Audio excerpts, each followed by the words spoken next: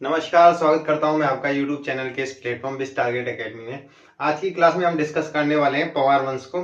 पिछली क्लास में हमने चंद वंश का शासन और प्रशासन पूरी तरह से समाप्त कर दिया था और आज हम डिस्कस करने वाले हैं पवार वंश के।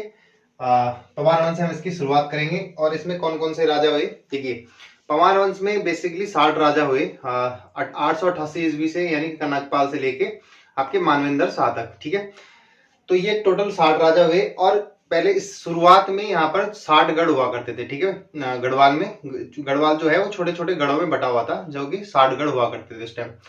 तो 888 ईस्वी के दौरान, यानी कि उस टाइम यहाँ पर किसका शासन रहा होगा उत्तराखंड में? कत्यूरियों का। ठीक है, कत्यूरियों का शासन था। और इसी टाइम पीरियड में क्या होता है कि जो कनकपाल है ये था धार नगरी यानी सौराष्ट्र का, गुजरात से आया था। ये बद्रीनाथ की यात्रा पे आया था और ये गया था चमोली, इसको जाना था। तो ये चांदपुर गढ़ होके यहाँ पे जिसका शासन था उस टाइम भानु प्रताप, जो वहां पे राजा थे, उनका जो गढ़ था, ठीक है, वहां पे इनका शासन था। ठीक है, तो ये इनसे बहुत प्रभावित हुए। किससे? भानु प्रताप, कनकपाल से। तो इन्होंने क्या करा, देखिए, इन्होंने अपनी पुत्री की शादी कनकपाल से कर दी और इनको बदले में चांदपुर गढ़ दे दिया। ठीक है, आइए पॉइंट टू पॉइंट समझते हैं कैसे। देखिए, पवार वंश का संस्थापक कनकपाल। ठीक है, कनकपाल हो गया। उसके बाद कनकपाल आया था धार नगरी से, जो कि पड़ता है सौराष्ट्र में। ठीक है, यानी कि गुजरात। ठीक है, उसके बाद कनकपाल ने शादी की भानु प्रताप की पुत्री से।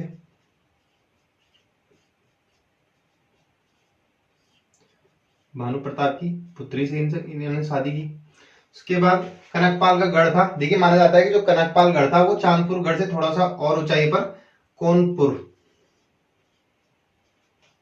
गढ़। ठीक है, किसका गढ़ माना जाता है? कनकपाल का। उसके बाद देखिए, पहला राजा था, ठीक है, आपका कनकपाल। उसके बाद 24वां राजा जो मिलता है, जिसके थोड़े से प्रमाण मिलते हैं, वो 24वां राजा था आपका सोनपाल। देखिए, सोनपाल जो है, सोनपाल को सुवर्णपाल के नाम से भी जानते हैं। ठीक है, सुवर्णपाल के नाम से भी इसको जाना जाता है। विलियम्स के अनुसार इसने अपनी राजधानी कहां स्थानांतरित की थी? चांदपुर गढ़ से लेके बिलंग घाटी। ठीक है, इसके पुत्रों ने, ठीक है, इनके पुत्रों ने, इसके दो पुत्र थे, एक पुत्र ने इसकी जो राजधानी थी वो बिलंग घाटी अपनी स्थानांतरित की, दूसरे पुत्र ने चांदपुर गढ़ में ही रखी। ठीक है, जिन्होंने बिलंग घाटी अपनी राजधानी स्थानांतरित की उनको वो कहलाए सोनवंशी। ठीक है, क्या कहलाए? वो सोनवंशी, वो कहलाए सोनवंशी। उसके बाद जो राजा का जिसका जिक्र मिलता है वो है अपना 29वां राजा। कौन? लखनदेव। ठीक है, इसकी खुद की ताम्र मुद्रा मिलती है। ठीक है, ताम्र मुद्रा। पहला राजा था जिसकी खुद की ताम्र मुद्रा देखने को मिलती है, यानी कि एक स्वतंत्र शासक था। ठीक है, पवार वंश का प्रथम स्वतंत्र शासक, क्योंकि इसकी खुद की क्या थी? मुद्रा। उसके बाद अनंतपाल द्वितीय, जो कि 29वां राजा था। ठीक है, और इसका एक शिलालेख मिलता है, जो कि मिलता है वहां पे धारशिला गांव में। ठीक है, एक शिलालेख मिलता है धारशिला गांव में, 1455 ईस्वी के आसपास का है धारशिला गांव में, जो कि पड़ता है आपका चमोली में। ठीक है,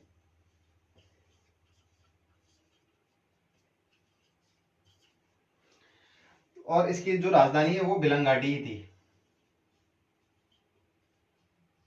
बिलंग घाटी। उसके बाद जगतपाल। देखिए, जो जगतपाल था, तो जगतपाल का जो एक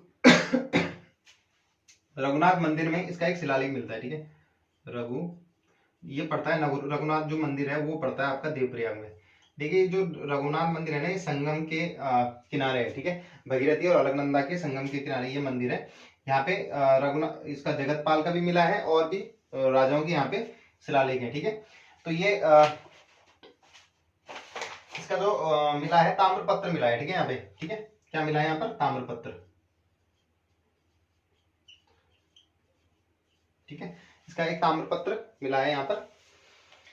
उसके बाद नेक्स्ट राजा देख लेते हैं अजयपाल, जो जिसने की सारे गढ़ों को जीतकर एक अपना राज्य स्थापित किया। ठीक है, जो 60 के 60 गढ़ थे उनको जीतकर। ठीक है, चलिए देख लेते हैं नेक्स्ट अजयपाल। तो जो अजयपाल था वो 37वां शासक था पवार वंश का, ठीक है, 37वां शासक था। ये सबसे सबसे शक्तिशाली राजा हुआ, ठीक है, पवार वंश में। उसके बाद इसके जो समकालीन शासक था ये था कीर्तिचंद। कीर्तिचंद ने बहुत बार आक्रमण करा और किसको हराया? अजयपाल को, ठीक है। लास्ट में ये कीर्तिचंद को हरा देता है, ठीक है। कीर्तिचंद कौन शासक था? कीर्तिचंद, ठीक है। उसके बाद देखिए मैंने अभी थोड़ी देर पहले 60 गढ़ बोले, गलती से बोल देते, ठीक है। 52 गढ़ उस टाइम हुआ करते थे गढ़वाल में, 52 गढ़। और इनको एक छत्र यानी कि इसने 52 के 52 गढ़ अजयपाल ने जीते, ठीक है। 52 के 52 गढ़ जीते किसने? अजयपाल ने, ठीक है। जिसमें से कि एक कप्पू चौहान का वर्णन मिलता है जो कि मिलता है गढ़ पवाड़ा में, ठीक है। गढ़ पवाड़ा में, ठीक है। गढ़ पवाड़ा में किसका वर्णन मिलता है? कप्पू चौहान। माना जाता है कि इसने लास्ट टाइम तक हार नहीं मानी थी, ठीक है। और इससे खुश हुआ था कौन? अजयपाल। कि वीरों में वीर देखा तुम्हारे जैसा देखा, ऐसी कुछ पंक्ति है, ठीक है। उसके बाद इसने जो राजधानी थी अजयपाल ने, वो 2 जगह स्थानांतरित थी। पहले चांदपुर गढ़ से कहा, पहले भिलन घाटी से कहा स्थानांतरित करी? देवलगढ़, ठीक है, देवलगढ़, ठीक है। कब? 1506 ईस्वी में। फिर दोबारा से स्थानांतरित करी श्रीनगर, ठीक है, देवलगढ़ से श्रीनगर। कब? 1512 ईस्वी में, ठीक है। 1512 ईस्वी में इन्होंने राजधानी स्थानांतरित की। और इन जो अजयपाल की जो इनकी जो कुल देवी थी वो थी राज राजेश्वरी, ठीक है, राज राजेश्वरी। इसका इन्होंने भवन भी बनाया था, मंदिर बनाया था, कहाँ पे? देवलगढ़ में। उसके बाद जो अजयपाल था, इतने सारे इसने युद्ध किए, खून खराबा हुआ, तो इसने बाद में अशोक की तरह क्या करा था? अशोक ने जैसे बौद्ध धर्म अपनाया था, इन्होंने गौरव पंथ अपना लिया था, ठीक है, गौरव पंथ अपना लिया था। उसके बाद इसने एक प्रथा स्टार्ट की थी। देखिए उस टाइम जो ब्राह्मण हुआ था करते थे, कोई छोटे कोई ब्राह्मण, मतलब खाना कौन देगा, मतलब, ठीक है। अब हुआ था ना छुआछूत का उस टाइम प्रचलन था। तो इन्होंने एक प्रथा स्टार्ट की जिसको बोलते हैं सरोला प्रथा। वो आज भी गांव में, ठीक है, देखने को मिलती है। यानी कि ब्राह्मणों में जो सबसे उच्च कोटि का ब्राह्मण होगा वही खाना मतलब देगा सबको, वितरित उसका वितरण करेगा, ठीक है, ताकि किसी को भी उसमें आपत्ति ना हो। अब इसने एक पैमाना स्टार्ट करा था, धूली पाथा पैमाना, ठीक है। ये आज भी गांव में यूज होता है इसका, ठीक है। यानी कि इसमें एक पाथा बराबर 2 kg होता है, ठीक है, एक पाथा बराबर,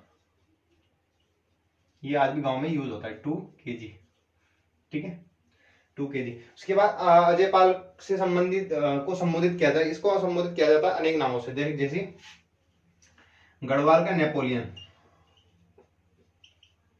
गढ़वाल का नेपोलियन,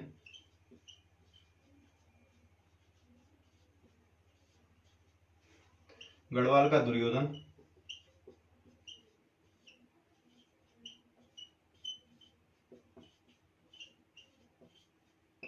गढ़वाल का बिस्मार्क,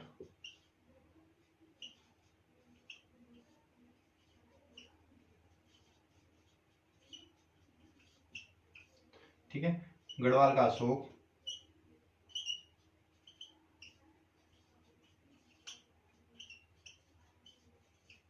ठीक है, गढ़वाल का अशोक, गढ़वाल का नेपोलियन, गढ़वाल का दुर्योधन, इन सब नामों से इसको संबोधित किया जाता है, ठीक है। तो ये था अजयपाल के बारे में। उसके बाद नेक्स्ट देख लेते हैं इसके आगे के वंशज के बारे में, ठीक है। उसके बाद नेक्स्ट राजा हुआ 42वें नंबर का 42वां राजा हुआ सहजपाल, ठीक है। इसके अभिलेख मिलते हैं, इसके 5 अभिलेख मिलते हैं, ठीक है, 5 अभिलेख मिलते हैं। कहां से? रघुनाथ मंदिर से। मैंने बताया था ना रघुनाथ मंदिर में बहुत सारे राजाओं के क्या है? अभिलेख है, ठीक है। तो 5 अभिलेख मिलते हैं, जिसमें कि जो इसका पहला अभिलेख है वो मिलता है आपके 1539, ये मिलता है आपका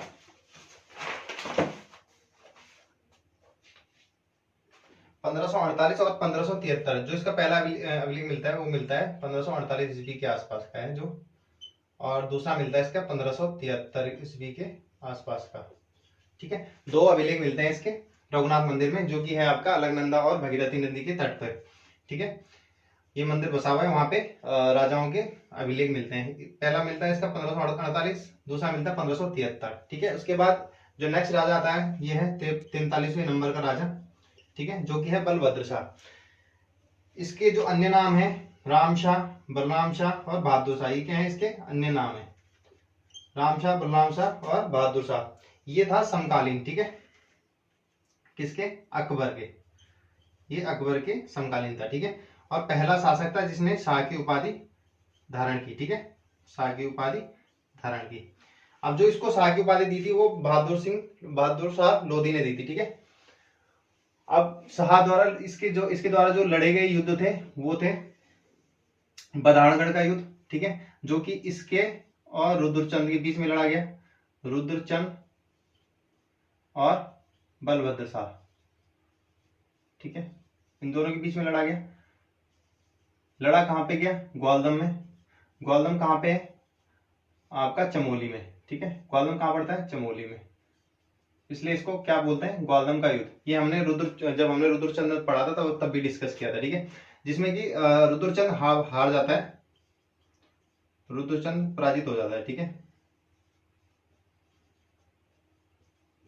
ठीक है, पराजित हो जाता है।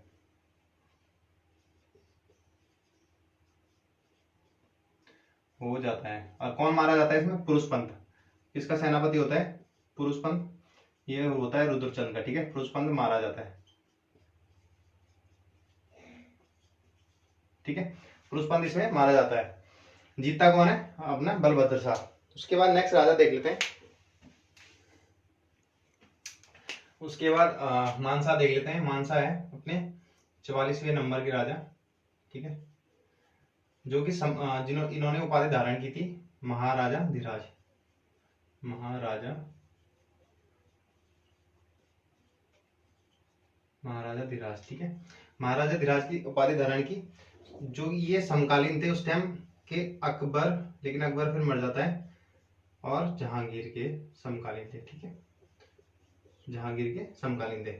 और इनके राजकवि थी भरत कवि, ठीक है, भरत कवि इनके क्या थे, राजकवि, जिन्होंने किसकी रचना की है, मनोदय काव्य, ठीक है, पॉइंट टू पॉइंट चलेंगे। इसके बाद the early travel in India, यानी कि विलियम फिंच की ये बुक है, इसमें भी किसका वर्णन मिलता है, मानसा का, ठीक है, विलियम फिंच की किताब में किसका वर्णन मिलता है, मानसा का, ठीक है। इसके बाद इन्होंने एक नगर बसाया जिसका नाम है मानपुर, ये नगर है आपका श्रीनगर में पड़ता है, ठीक है। उसके बाद दोनों के बीच में कॉन्फ्लिक्ट चलता था। देखिए जो कत्यूरी वंश था ना वो खत्म हो चुका था चंदों और पंवारों के बीच में पिसकर, ठीक है, तो उसके बाद ये दोनों ही थे, ठीक है, एक पंवार वंश था एक चंद वंश था, इन दोनों में कॉन्फ्लिक्ट चलता रहता था। अब लक्ष्मीचंद ने 7 बार इस पर आक्रमण करा, ठीक है, लक्ष्मीचंद ने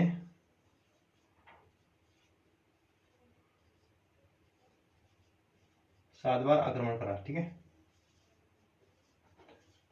और 7 बार किसने हराया, मानसा ने हराया, ठीक है, लेकिन 8वीं बार जीता कौन इसमें, मानसा जीता 7 बार, ठीक है, मानसा 7 बार जीतता है, ठीक है, जीतता है। 8वीं बार आक्रमण करता है जब, तो ये लक्ष्मीचंद जीत जाता है, ठीक है। और इसमें जो खतर सिंह है ये होता है सेनापति किसका, मानसा का, मारा जाता है, ठीक है। इसी उपलक्ष्य में कुमाऊं में कौन सा त्योहार मनाया था, खतड़वा, सेनापति होता है, ठीक है, क्या होता है, सेनापति, ठीक है, सेनापति होता है। उसके बाद 45वें नंबर का राजा हुआ कौन, श्याम शाह। देखिए श्याम शाह समकालीन था किसके, जहांगीर के, ठीक है, जहांगीर के समकालीन था। जहांगीर नामा में इसका वर्णन मिलता है, ठीक है, किसमें, जहांगीर नामा में इसका वर्णन मिलता है कि इसने जहांगीर से मुलाकात की और एक हाथी और एक घोड़ा किसने भेंट किया, एक हाथी और एक घोड़ा मिला इसको, ठीक है, एक हाथी और एक घोड़ा भेंट स्वरूप, ठीक है, जब इसने जहांगीर से मुलाकात की तो इसको भेंट स्वरूप क्या मिला, एक हाथी और एक घोड़ा, ठीक है, घोड़ा मिला इसको, कब, 1621 ईस्वी में, ठीक है, कब, 1621 ईस्वी में। 1625 ईस्वी में इसी के टाइम पे इसका चाचा था, श्याम शाह का चाचा था महपति शाह। महपति शाह जो कि श्याम शाह का चाचा था, इसने क्या बनाया था, केशव राय मठ, केशव राय मठ की स्थापना की थी। ठीक है, इसके बाद श्याम शाह के बाद इसका कोई पुत्र नहीं था। ठीक है, इसकी बहुत सारी रानियां थी लेकिन इसका कोई पुत्र नहीं हुआ। तो उसके बाद जो राजा बनता है इसका चाचा ही बनता है। ठीक है, चाचा कौन है, महपति शाह। उसके बाद महपति शाह जो कि श्याम शाह का चाचा होता है, ये राजा बनता है। अब इसके जो ईयर है वो भी थोड़ा इंपॉर्टेंट हो जाते हैं। 1631 से लेके 1635 ईस्वी तक ये राजा बनता है। ठीक है, तो जो ये किसका होता है, श्याम शाह का चाचा होता है। ठीक है, श्याम शाह का, क्योंकि श्याम शाह का कोई बेटा नहीं होता है, श्याम शाह का चाचा, श्याम शाह का चाचा होता है। उपाधि कौन सी धारण करता है, ये करता है गर्व भंजक। ठीक है, गर्व भंजक की उपाधि धारण करता है। इसके समकालीन होता है शाहजहां। ठीक है, कौन होता है इसके समकालीन, शाहजहां। ठीक है, ये बूढ़ा था इसलिए जल्दी मर गया, यानी कि 31 से 35 तक। ठीक है, अब इसके 3 सेनापति थे जो कि बहुत बहादुर थे। ठीक है, इनमें से कौन कौन से थे, माधो सिंह भंडारी, लोधी लिखोला और बनवाड़ी दास। ठीक है, माधो सिंह भंडारी, लोधी लिखोला और बनवाड़ी दास। जो माधो सिंह भंडारी है, इसका एक अभिलेख मिला है, वो कहाँ पे मिला है, रघुनाथ मंदिर में। देखिए रघुनाथ मंदिर में 3 के अभिलेख अभी तक हमें प्राप्त हो चुके हैं। ठीक है, एक तो आपका सहजपाल, एक जगतपाल और दूसरा ये माधो सिंह भंडारी। ठीक है, रघुनाथ मंदिर में। उसके बाद लोधी लिखोला, जो इसने जो दापा पे आक्रमण है, तिब्बत वाला जो क्षेत्र है, दापा पर सफलता पूर्वक आक्रमण किया। ठीक है, सफलता। ठीक है, बाकी इतना कुछ इंपॉर्टेंट नहीं है इसलिए मैं लिखवा भी ना हूं, पूर्वक आक्रमण किया। जितना इंपॉर्टेंट होता है मैं आपको पॉइंट में लिखवा देता हूँ। ठीक है, बाकी चीजें फालतू पढ़ने की जरूरत नहीं, उसको हाँ आप समझने के पर्सपेक्टिव से, आप समझने के पॉइंट ऑफ व्यू से उसको देख सकते हैं, लेकिन जो एग्जाम के पर्सपेक्टिव से है, एग्जाम के पॉइंट ऑफ व्यू से है, वो मैं आपको बता देता हूँ। ठीक है, बनवाड़ी दास, ये क्या था, इसके टाइम पे जो बनवाड़ी दास है, जब तिरमान चंद ने अटैक करा था किस पे, महपति शाह पर, तिरमान चंद। ठीक है, बरसिंह महपति शाह। ठीक है, इसका सफलतापूर्वक सामना किसने करा था, जो जिसने इसकी वो कमान संभाली थी, वो था आपका बनवारी दास। ठीक है, अब रानी कर्णावती, ये थी महपति शाह की पत्नी। ठीक है, महपति शाह की क्या थी, पत्नी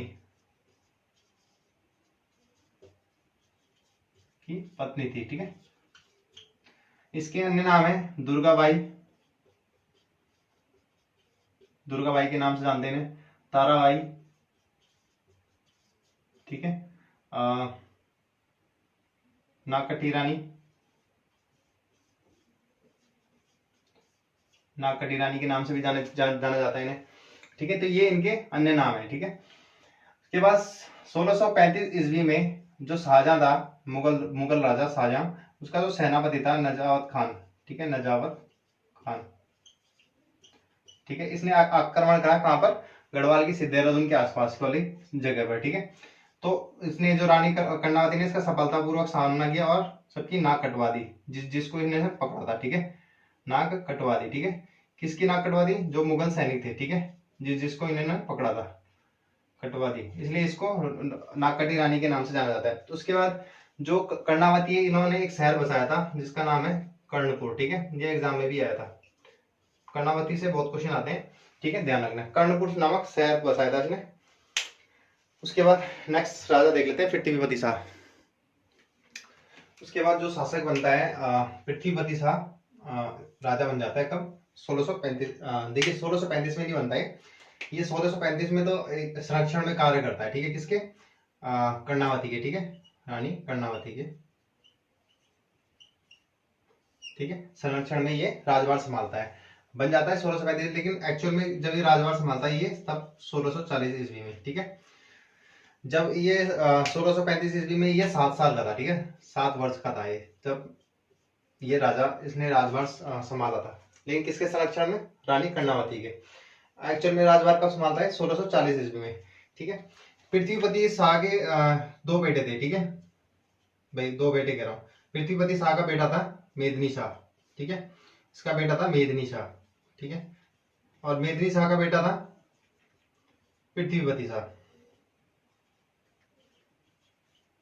पृथ्वीपति शाह। ठीक है, पृथ्वी नहीं, फतेहपति शाह, सॉरी, फतेहपति शाह, ठीक है, फतेहपति शाह इसका बेटा था, लिख लीजिए फतेहपति शाह, ठीक है। फतेहपति शाह किसका बेटा था? मेदिनी शाह का। अब इसके टाइम पे क्या हुआ, जो 1658 की बात है, जब क्या हो रहा था, औरंगजेब और दारा सिकोह के बीच में क्या चल रहा था? सत्ता के लिए संघर्ष चल रहा था, ठीक है। दारा सिकोह के बीच सत्ता के लिए संघर्ष चल रहा था, ठीक है। उत्तराधिकारी का युद्ध चल रहा था, 1658 की बात है, जब इनके बीच में उत्तराधिकारी का युद्ध चल रहा था। तो इसका जो बेटा होता है सुलेमान सिकोह को भागकर कहा जाता है? गढ़वाल नरेश के पास। कहाँ? पृथ्वीपति शाह के पास, ठीक है। पृथ्वीपति शाह के पास ये भागकर आ जाता है, ठीक है। पृथ्वीपति शाह इसको संरक्षण देता है, ठीक है। लेकिन ये बात किसको पसंद नहीं आती? मेदिनी शाह को, ठीक है। मेदिनी शाह को ये बात पसंद नहीं आती और ये क्या करता है? मेदिनी शाह किसको बता देता है? जाके औरंगजेब को बता देता है, ठीक है। तो ये उसके बाद जब औरंगजेब को बता देता है तो पृथ्वीपति शाह इसको बेदखल कर देता है, ठीक है। पॉइंट वाइज लिख लेना, पृथ्वीपति शाह किसको बेदखल कर देता है? मेदिनी शाह को, ठीक है। और उत्तराधिकारी के उससे भी वंचित कर देता है, ठीक है। उसके बाद जो मेदिनी शाह है ना, ये दिल्ली चला जाता है और वहीं मुगल दरबार में इसकी मृत्यु हो जाती है, ठीक है। नेक्स्ट जो पृथ्वीपति शाह है और जो सुलेमान सिकोह है, उसके साथ दो चित्रकार आते हैं, ठीक है। सुलेमान सिकोह के साथ दो चित्रकार आते हैं,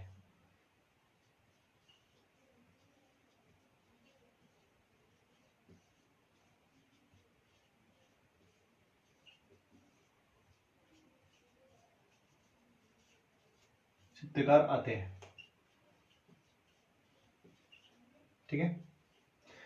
जिसमें कि एक हरिदास होता है और दूसरा श्यामदास होता है, ठीक है। एक हरिदास और दूसरा श्यामदास। और यहीं से जो गढ़वाल है वो चित्रकला शैली इसकी स्टार्ट हो जाती है, इसकी शुरुआत हो जाती है, हरिदास और श्यामदास, ठीक है। ये दो कहाँ पे आते हैं? सुलेमान सिकोह के साथ, ठीक है। और ये यहीं बस जाते हैं, ठीक है।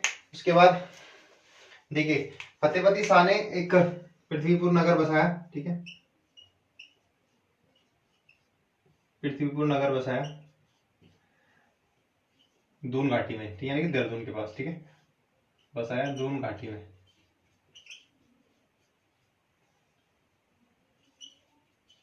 ठीक है। दून घाटी में पृथ्वीपुर नगर बसाया। और 1664 में ये राजभार सौंप देता है, किसको?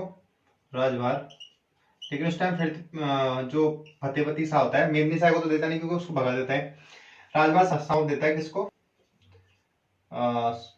फतेहपति शाह को, ठीक है। लेकिन फतेहपति शाह छोटा होता है उस टाइम, ठीक है। तो ये संरक्षण के रूप में काम करता है, ठीक है। तो लेकिन 1668 में इसकी मृत्यु हो जाती है, ठीक है। किसकी?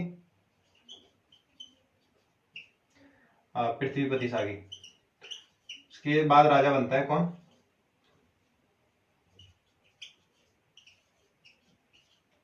ठीक है, पृथ्वीपति शाह की मृत्यु हो जाती है, उसके बाद राजा बनता है फतेहपति शाह। उसके बाद राजा आता है फतेहपति शाह, ठीक है। फतेहपति शाह 49वें नंबर का राजा होता है और 1664 से लेके 1710 तक राज करता है, ठीक है। 1664 से लेके 1668 तक। तो ये रहता है किसके संरक्षण में? अपने पिताजी के, अपने दादाजी के। कौन? पृथ्वीपति शाह, ठीक है। उसके बाद जो 1668 से और उसके बाद संरक्षण में रहता है किसके? अपनी मम्मी, अपनी माता कटौची के, रानी कटौची, ठीक है। पे लिख लेना रानी कटौची, ठीक है। रानी कटौची के संरक्षण में रहता है, ठीक है। उसके बाद जब ये राजा बनता है, जब ये 1664 में होता है, इसकी उम्र केवल 12 वर्ष की होती है, ठीक है। 12 वर्ष की उम्र में ये राजा बनता है। लेकिन किसके संरक्षण में? पहले अपने दादा पृथ्वीपति शाह और उसके बाद अपनी माता रानी कटौची के, ठीक है। उसके बाद जो ये समकालीन था, ये था औरंगजेब के समकालीन, ठीक है। औरंगजेब के समकालीन ये राजा था, ठीक है। उसके बाद स्वर्ण, इसके युग को, इसके काल को स्वर्णकाल कहते हैं, ठीक है, इसके काल को स्वर्णकाल कहते हैं किसके। उसके बाद इसके दरबार में नवरत्न थे, जैसे अकबर के समान इसके दरबार में क्या थे, नवरत्न थे, अकबर के समान इसके दरबार में क्या थे, नवरत्न। इसके टाइम पे अनेक ग्रंथों की रचना हुई, जैसे रतन कवि, मतीराम, रामचंद्र, जटाशंकर, ठीक है। रतन कवि ये तो कवियों के नाम है, ठीक है। तो इन्होंने जो रचनाएं की, ठीक है, रतन कवि ने रचना की फतेह प्रकाश,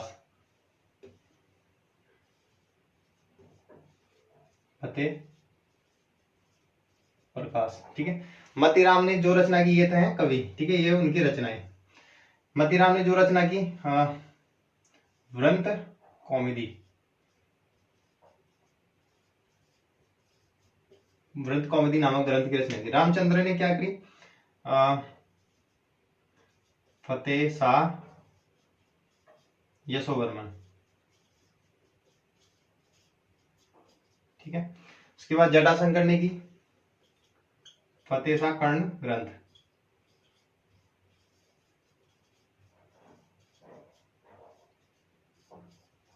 ठीक है, फतेह शाह कर्ण ग्रंथ। अब इसके टाइम पे दो युद्ध देखने को मिलते हैं, एक तो है 1685 का, ठीक है, दूसरा है 1689 का, 1689 को। देखिए जो 1685 का युद्ध है, सिरमौर बोलते हैं, जो हिमाचल प्रदेश का जो एक जिला है, ठीक है। तो यह जो शासक होता है मेदिनी प्रकाश, ठीक है, मेदिनी प्रकाश से इसका युद्ध होता है और ये हार जाता है। कौन, मेदिनी प्रकाश। ये क्या करता है, उसके बाद अपनी जमीन किसको देता है, जो गढ़वाल के आसपास की जो जमीन होती है, हिमाचल प्रदेश और दोनों पांवटा साहिब की जो आसपास की जो जमीन थी, वो गुरु गोविंद सिंह को दे देता है। क्या, किसके लिए, दुर्ग बनाने के लिए। किसके लिए दे देता है, दुर्ग बनाने के लिए गुरु गोविंद सिंह को जमीन दे देता है। लेकिन ये बात किसको पसंद नहीं आती, फतेहपति शाह को। अच्छा, फतेहपति शाह को पसंद नहीं आती क्योंकि वो गढ़वाल की जमीन थी, ठीक है, गढ़वाल की जगह थी। तो ये फतेहपति शाह किससे युद्ध कर लेता है, गुरु गोविंद सिंह से। कहां पर, भंगाड़ी नामक जगह। कब, 1689 में, ठीक है।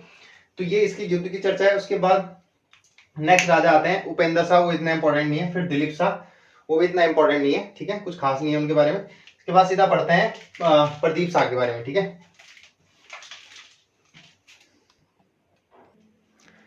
उसके बाद जो 52वें नंबर का राजा था वो था प्रदीप शाह, ठीक है। ये 1717 से और 1773, काफी लंबा शासनकाल इसका रहा।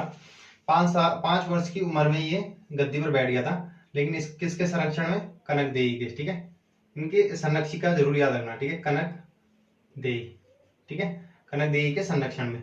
इसने भी उपाधि धारण की थी महाराजा धीराज, महाराजा धीराज, ठीक है, महाराजा धीराज की उपाधि धारण की थी। समकालीन था किसके, वहां पर जो चंद्रवंश था वहां पे था इस टाइम कल्याण चंद चतुर्थ। देखिए समकालीन वही लिखवाता हूं जिसका इनसे कोई संबंध होता है, ठीक है, कल्याण चंद चतुर्थ। क्यों इतना इंपॉर्टेंट है वो अभी देख लेते हैं। देखिए इसने 4 गांव दान में दिए थे। कौन कौन से, भूपत वाला, किसने दान में दिए थे, ये प्रदीप शाह ने, ठीक है। भूपत वाला, धम्मू वाला, ठीक है, देहरादून के आसपास धम्मू वाला, पंडितवाड़ी, ठीक है, पंडितवाड़ी, और एक और दिया था, धम्मू वाला, भूपत वाला, पंडितवाड़ी, और एक और कौन सा है, मियां वाला, ठीक है। ये 4 गांव इसने दान में दिए थे। अब जो कल्याण चंद्र चतुर्थ था उसके टाइम पे रोहिलाओं का आक्रमण हुआ, ठीक है, कुमाऊं पे रोहिलाओं का आक्रमण, लिख लेना यहाँ पर, कुमाऊं पर रोहिलाओं का आक्रमण। किसके टाइम पे, जो कल्याण चंद्र चतुर्थ था, ठीक है, रोहिलाओं का आक्रमण, ठीक है, आक्रमण किसके टाइम पे, जो कल्याण चंद्र चतुर्थ था, ठीक है। अब ये क्या करता है, जब कल्याण चंद्र चतुर्थ के टाइम में आक्रमण होता है तो ये क्या करता है, किसके पास जाता है, प्रदीप शाह के पास। तो अब जो प्रदीप शाह है वो रोहिल्लाओं से संधि कर लेता है और क्या करता है, 3 लाख रुपए इनसे 3 लाख रुपए देकर इनसे संधि कर लेता है, ठीक है। और उसके बाद उसके बाद जो राजा आता है 53वें नंबर का, वो है ललित शाह। ठीक है, देखिए ललित शाह 1773 से 1780 कुछ ही टाइम पीरियड के लिए राजा बनता है। इसके जो समकालीन राजा होता है वो होता है दीपचंद।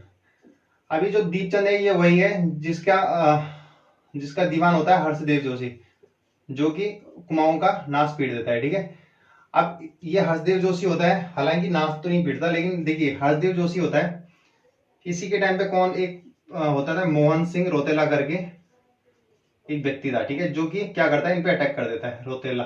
ठीक है, ठीक है, रोतेला करके व्यक्ति होता है, वो इन पे अटैक कर देता है और इनको बंदी बना देता है। ठीक है, तो हर्षदेव जोशी किसके पास जाता है, ललित शाह के पास जाता है। ठीक है, उस टाइम गढ़वाल नरेश कौन था, ललित शाह। और इस तब जब ये इनको बुलाता है तो ललित शाह और मोहन सिंह रोतेला के बीच में क्या होती है, युद्ध होता है। ठीक है, कौन सा युद्ध, बगवाली पोखर का युद्ध, यानी कि कुमाऊं और गढ़वाल के बीच में कौन सा युद्ध होता है, बगवाली पोखर का। ठीक है, कुमाऊं से कौन लड़ता है, मोहन सिंह। इस टाइम में मोहन चंद के नाम से गद्दी पर बैठ जाता है। ठीक है, और इधर से कौन, ललित शाह। ठीक है, ललित शाह क्या करता है, इसको पराजित कर देता है। ठीक है, और अपने बेटे प्रद्युम्न शाह को, ठीक है, प्रद्युम्न शाह को क्या बना देता है, यहाँ का राजा बना देता है, कहाँ का, कुमाऊं का। ठीक है, प्रद्युम्न चंद के नाम से। ठीक है, प्रद्युम्न चंद के। और जब ये इस अभियान से, ये ललित शाह कुमाऊं विजय के अभियान से लौट रहा होता है, तो इसकी मृत्यु हो जाती है मलेरिया से। ठीक है, मलेरिया से इसकी मृत्यु हो जाती है।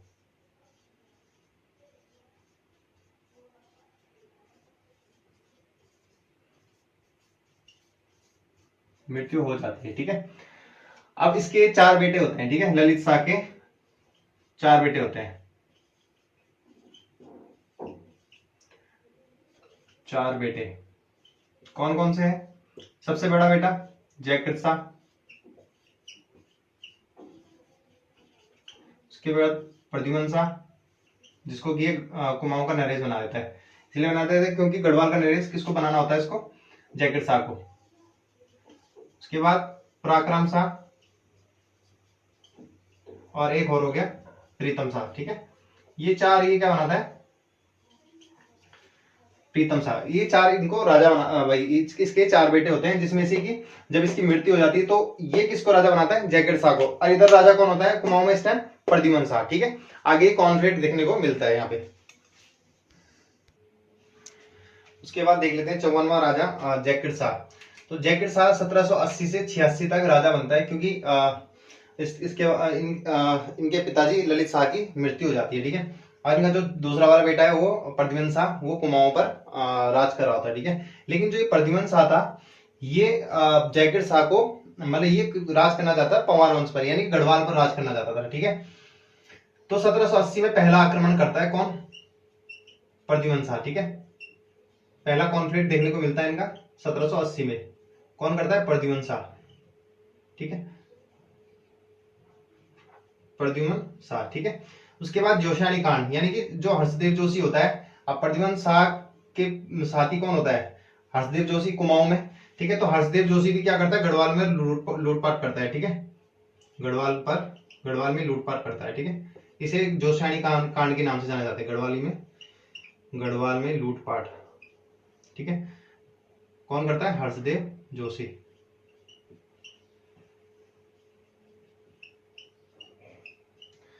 उसके बाद 1786 में रोहिलाओं का दूसरा आक्रमण होता है। ठीक है, 1786 में दून के आसपास। ठीक है, दून घाटी के आसपास। उसके बाद 1785, एक साल पहले इससे, 1785 में क्या होता है, जयकृत शाह और प्रद्युम्न शाह के बीच युद्ध होता है। ठीक है, और प्रद्युम्न शाह के बीच। ठीक है, जिसमें कि जयकृत शाह के साथ सिरमौर का राजा इसका साथ देता है, और प्रद्युम्न शाह का साथ देता है उसका भाई पराक्रम शाह। ठीक है, तो ये युद्ध में हार जाता है। ठीक है, कौन, जयकृत शाह।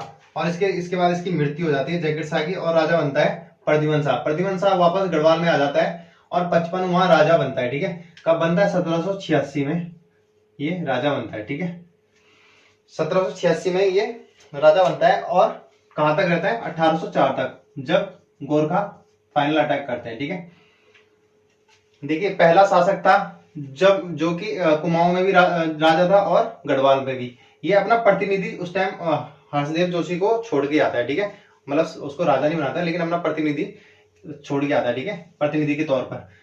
बाद में उसका मोहन सिंह का बेटा वापस उस पर क्या कर लेता है, जो हर्षदेव जोशी को हटा देता है गद्दी से, ठीक है।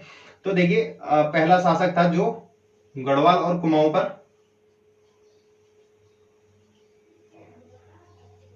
पर राज किया जिसने, ठीक है, पर राज किया। उसके बाद विद्रोह हुआ इसके टाइम पे किसका, इसका भाई जो पराक्रम शाह था, क्योंकि ये खुद राजा बनना चाहता, ठीक है, ये खुद राजा बनना चाहता था, इसलिए इसने इसके खिलाफ विद्रोह करा। अब 1791 में आगे 1790 में जो है वहां पर जो कुमाऊं है वहां पर गोरखा आक्रमण करते हैं और सारा राजपाट यानी जो वहां पे मोहनचंद था, ठीक है, जो वहां पे राजा था उसको हटा देते हैं गद्दी से, ठीक है, और उसके एक साल बाद ये गढ़वाल पर भी आक्रमण कर देते हैं, ठीक है, कौन, गोरखा।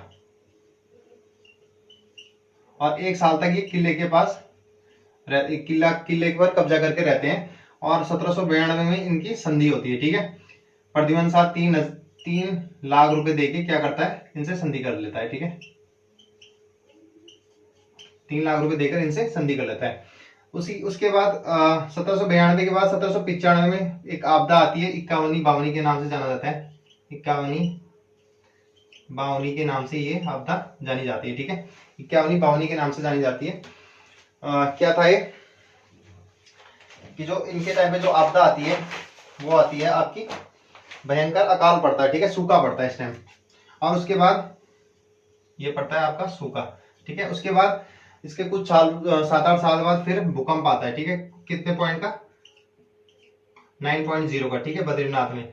और इसी भूकंप में श्रीनगर भी तबाह हो जाता है, जिसमें बहुत सारे जो संग्रहालय हैं, जो चित्र थे वो नष्ट हो जाते हैं, ठीक है।